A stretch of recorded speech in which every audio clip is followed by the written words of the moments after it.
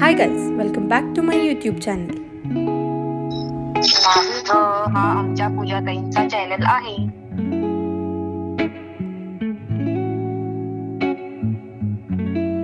तर आज आपण बनवणार आहोत साई आणि कांद्याचा पराठा।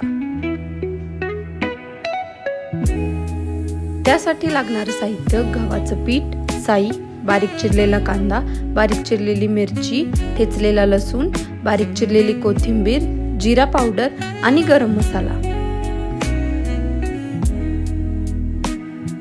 आता ह्या पिठात हे सगळं टाकून आणि शेवटी मीठ ऍड करून हे व्यवस्थित मळून घ्यायचं।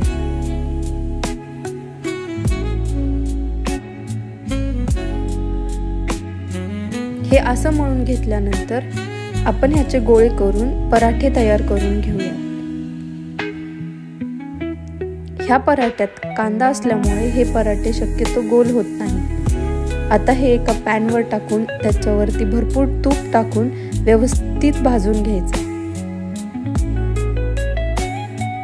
तर तयार आहे आपला साई आणि कांद्यापासून बनलेला पराठा।